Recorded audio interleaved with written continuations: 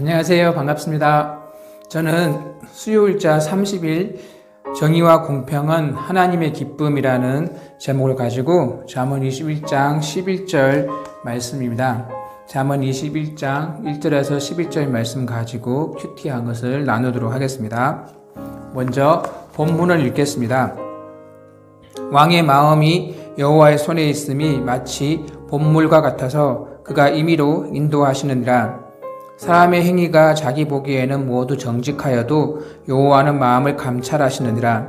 공의와 정의를 행하는 것은 제사 드리는 것보다 여호와께서 기쁘게 여기시느니라. 눈이 높은 것과 마음이 교만한 것과 악인이 형통한 것은 다 죄니라. 부지런한 자의 경영은 풍부함에 이를 것이나 조급한 자는 궁핍함에 이를 따름이니라. 속이는 말로 재물을 모으는 것은 죽음을 구하는 것이라. 곧 불려다니는 안개니라. 악인의 강포는 자기를 소멸하나니 이는 정의를 행하기 싫어함이니라. 죄를 크게 범한 자의 길은 심히 구부러지고 깨끗한 자의 길은 고드니라. 다투는 여인과 함께 큰 집에서 사는 것보다 움막에서 사는 것이 나으니라. 악인의 마음은 남의 재앙을 원하나니 그 이웃도 그 앞에서 은혜를 입지 못하느니라. 교만한 자가 벌을 받으면 어리석은 자도 지혜를 얻겠고 지혜로운 자가 교훈을 받으면 지식이 더하리라. 아멘. 저는 본문을 가지고 묵상 구절을 1절과 2절, 3절, 그리고 4절, 그리고 5절에서 7절, 그리고 8절을 묵상해 보았습니다. 먼저 1절은 세번역 성경에 보면 좀 더 이해하기 쉽게 나와 있습니다. 왕의 마음은 흐르는 물줄기 같아서 주님의 손안에 있다. 주님께서 원하시는 대로 왕을 이끄신다. 이렇게 나와 있습니다. 왕은 이 땅에서 가장 큰 권력을 가진 사람입니다. 그래서 보통 사람들과 생각이나 모습이 다른 것 같습니다.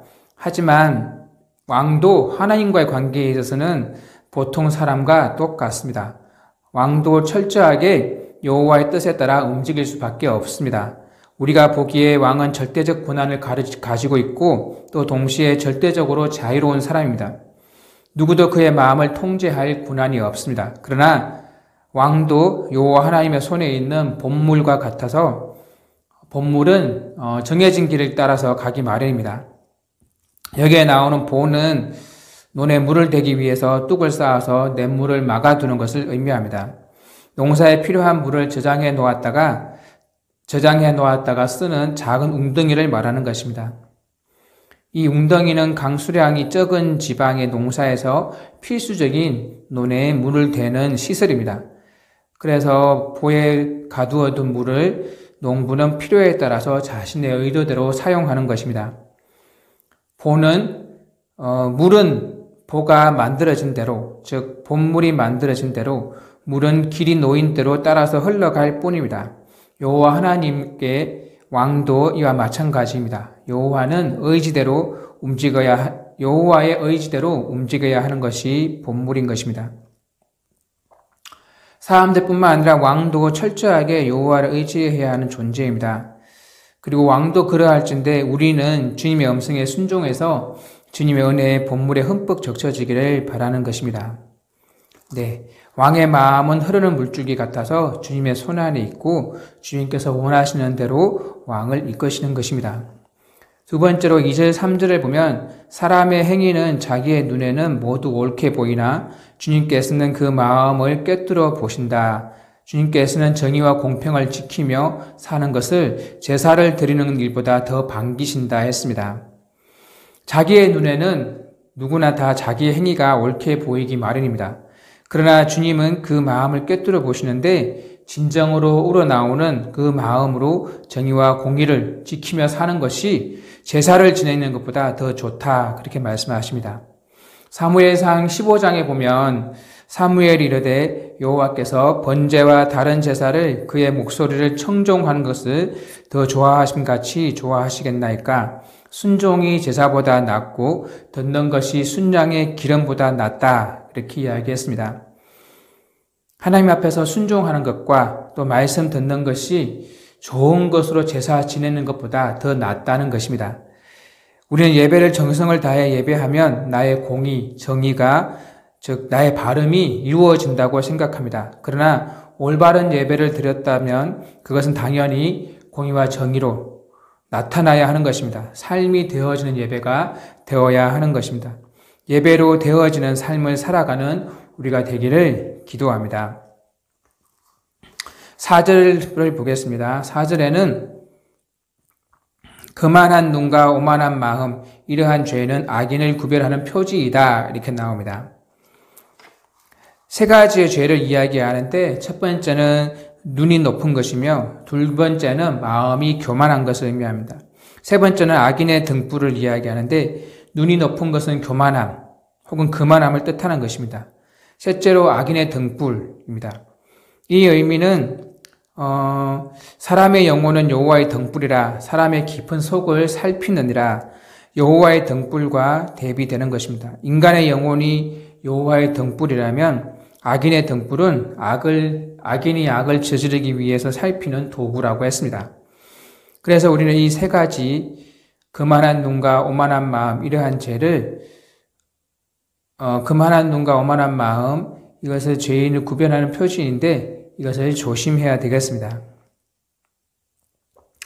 5절에서 7절까지는 부지런한 사람의 계획은 반드시 이득을 얻지만 성급한 사람은 가난해질 뿐이다.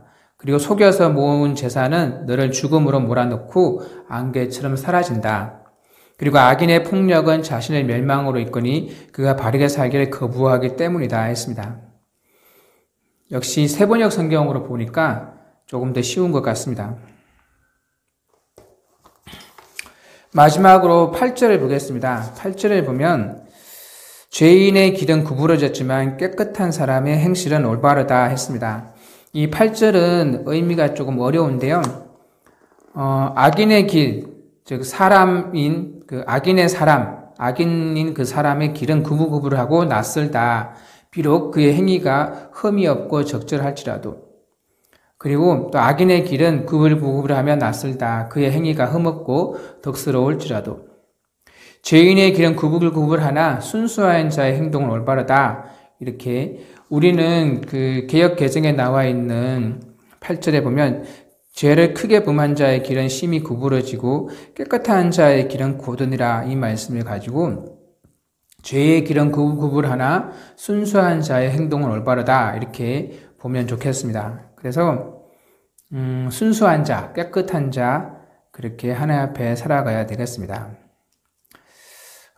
적용을 하기를 나의 것을 남에게 베푸는 것은 선한 행동이 아니라 하나님의 것을 하나님의 뜻대로 행하는 구별된 행동, 즉 하나님의 본물이 흐르는 것처럼 공의와 정의로 나아가는 우리가 되어야 되겠습니다. 하나님 말씀하시면 순종하고 거기에 나의 생각을 보태거나 그렇게 해서는 안 되겠습니다.